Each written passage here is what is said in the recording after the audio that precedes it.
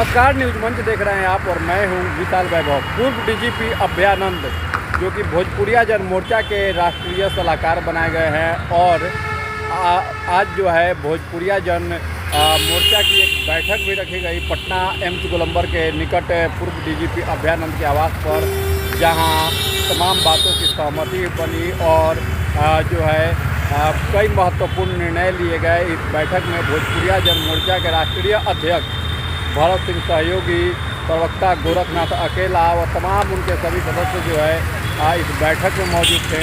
तो क्या कुछ पूरा दृश्य रहा कार्यक्रम का और क्या कुछ बैठक में निर्णय लिए गए, आपको छोड़ जाते हैं इस बैठक के साथ। बने रहिए न्यूज मंच के साथ। न्यूज मंच के लिए विशाल वैभव, पटना। पटना में एम्स गोलंबर के पास पूर्व डीजीपी अभयानंद सिंह जी के आवास पर हम लोग जो है केंद्रीय कमेटी का एक बैठक किए और उस बैठक में जैसा कि मालूम होना चाहिए कि वोटर जागृति यात्रा में पूरे बिहार का हम लोग दौरा कर रहे हैं और वोटरों को जगा रहे हैं। इस मायने में जगा रहे हैं कि वोटर कम से कम अपना अधिकार को समझे। वोटर का जो अधिकार है, जो वोटर देश के 90 करोड़ वोटर जो सरकार देश के बनाती है वोटर, और वो उन्हीं का अधिकार जो है आज नहीं मिल पा रहा है।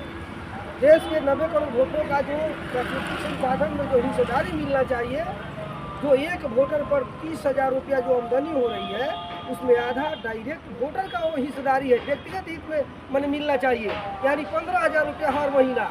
तो हम लोग का कहना है कि 10,000 रुपया हर महीना हर वोटर को, यानी 90 करोड़ वोटर को यानी मिलना चाहिए। हम लोगों को इसके लिए कोई हमको गरीबी अमीरी और जात पात धर्म नहीं है। देश का जितना वोटर है सबको बराबर मिलना चाहिए। और क्योंकि ये प्राकृतिक संसाधन का हिस्सेदारी है, ये लागू हो जाएगा तो हमारा देश तीव्र गति से आगे बढ़ेगा। कोई जो है भूख से नहीं मरेगा, कोई कुपोषण का शिकार नहीं होगा, किसी का बाल बच्चा अशिक्षित नहीं रहेगा। युवा वर्ग आज अपराध की तरफ बढ़ रहे हैं, उस पर अंकुश लग जाएगी और हमारा देश जो है तीव्र गति से आगे बढ़ेगा। और यही संदेश हम लोग दे रहे हैं कि आप लोग जगिए। यदि कोई आर्थिक आज़ादी आपका नहीं देता है जो नेता, आप उसको जो है अपना जो मुख्य हथियार है आपका जो वोट, आप उस हथियार से ऐसे लोगों को धराशायी कर दीजिए। आने वाले समय में बिहार में भी चुनाव होने वाले हैं। यदि नीतीश बाबू जो वर्तमान मुख्यमंत्री है, यदि 5 डिसमिल का जो वादा किए हैं, यदि वो नहीं दिलाते हैं, नहीं देते हैं और वोटरों को पेंशन के लिए उसी सिफारिश नहीं करवाते हैं, तो बिहार के गति पर भी उनको रहने का कोई हक नहीं है। और हम लोग इनको धराशायी कर देंगे। पूरे बिहार के वोटरों को जगा करके हम लोग इनको सत्ता से हटाने का काम करेंगे। और इसी कड़ी के तहत हम लोग 9 फरवरी 2025 को हम लोग गांधी मैदान पटना में रैली करने जा रहे हैं।